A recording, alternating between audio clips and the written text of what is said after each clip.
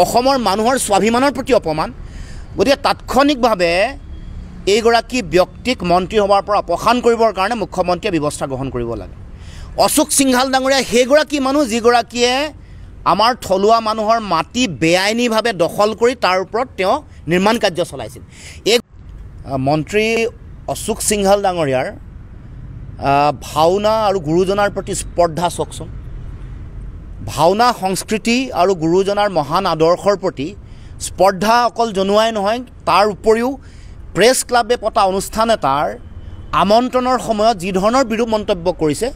মই ভাবোঁ যে এইটো জাতীয় জীৱনৰ এটা মহান সংস্কৃতিৰ প্ৰতি অপমান অসমৰ মানুহৰ স্বাভিমানৰ প্ৰতি অপমান গতিকে তাৎক্ষণিকভাৱে এইগৰাকী ব্যক্তিক মন্ত্ৰী সভাৰ পৰা অপসাৰণ কৰিবৰ কাৰণে মুখ্যমন্ত্ৰীয়ে ব্যৱস্থা গ্ৰহণ কৰিব লাগে অশোক সিংহাল ডাঙৰীয়া সেইগৰাকী মানুহ যিগৰাকীয়ে আমাৰ থলুৱা মানুহৰ মাটি বেআইনীভাৱে দখল কৰি তাৰ ওপৰত তেওঁ নিৰ্মাণ কাৰ্য চলাইছিল এইগৰাকীয়ে অশোক সিংহাল যিগৰাকীয়ে অসমৰ জাতীয় জীৱনৰ ৰাজনৈতিক ভৱিষ্যত জড়িত হৈ থকা সমষ্টি পুনৰ নিৰ্ধাৰণ প্ৰক্ৰিয়াটো অসমৰ মুখ্যমন্ত্ৰীয়ে তেওঁৰ হাতত তুলি দি জাতিটোৰ ভৱিষ্যত ধ্বংস কৰিবৰ কাৰণে চিন্তা চৰ্চা কৰিছিল গতিকে এইগৰাকী ব্যক্তিৰ অসমৰ মানুহৰ আৱেগ জাতীয় চেতনা গুৰুজনাৰ মহান আদৰ্শ আৰু যিটো জাতীয় স্বাভিমান তাৰ প্ৰতি এনেকুৱা অপমান মই ভাবোঁ অস্বাভাৱিক নহয় এইটো স্বাভাৱিক এইটো তেওঁলোকে কেৱল মাত্ৰ তেওঁলোকে নিজৰ মন্ত্ৰিত্ব লৈ তেওঁলোকে নিজৰ স্বাৰ্থ সিদ্ধি কৰিছে বনিয়াৰ দৃষ্টিভংগীৰে নিজে ব্যৱসায়িক কৰিছে কিন্তু যেনেকৈ জ্যোতিপ্ৰসাদ আগৰৱালাই যিগৰাকী জ্যোতিপ্ৰসাদ আগৰৱালাই মহাপুৰুষ শ্ৰীমন্ত শংকৰদেৱ আৰু গুৰুজনাৰ সংস্কৃতিক কৈছিল যে তেওঁ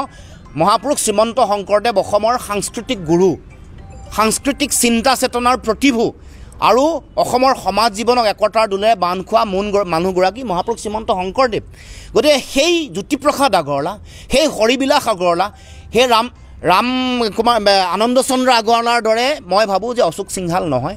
গোপাল জালানৰ দৰে অশোক সিংহাল নহয় এওঁলোকৰ অসমৰ সংস্কৃতিৰ প্ৰতি অসমৰ মানুহৰ প্ৰতি না দায়িত্ব আছে না সন্মান আছে না শ্ৰদ্ধা আছে তেওঁলোকৰ মন্ত্ৰিত্বটো লৈ কেৱল মাত্ৰ তেওঁলোকে নিজৰ স্বাৰ্থ সিদ্ধি কৰিছে বনিয়া ৰাজ কৰিছে আৰু এনেকৈ লুণ্ঠন চলাই বেলেগৰ মাটি বেদখল কৰি কব্জা কৰি নিজৰ ব্যৱসায়িক স্বাৰ্থ সিদ্ধি কৰিবৰ কাৰণে কাম কাজ কৰি আহিছে সেইকাৰণে মই মুখ্যমন্ত্ৰীক দাবী জনাইছোঁ যে তাৎক্ষণিকভাৱে তেওঁ মন্ত্ৰিত্বৰ পৰা বহিষ্কাৰ কৰিব লাগে আৰু মই সংবাদ জগতৰ সকলো যিসকল মালিক আছে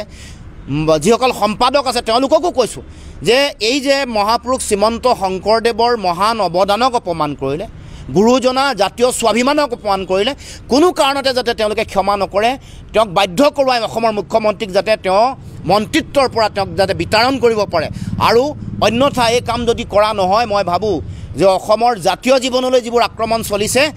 এই আক্ৰমণৰ এটা অংশ হিচাপে এইটো পৰিগণিত হ'ব আৰু আহি থাকিব লগা দিনসমূহত এনেকুৱা কাম কাজ কৰিবৰ কাৰণে অশুভ শক্তিসমূহে তেওঁলোকে লাই পাব আৰু সাহস পাব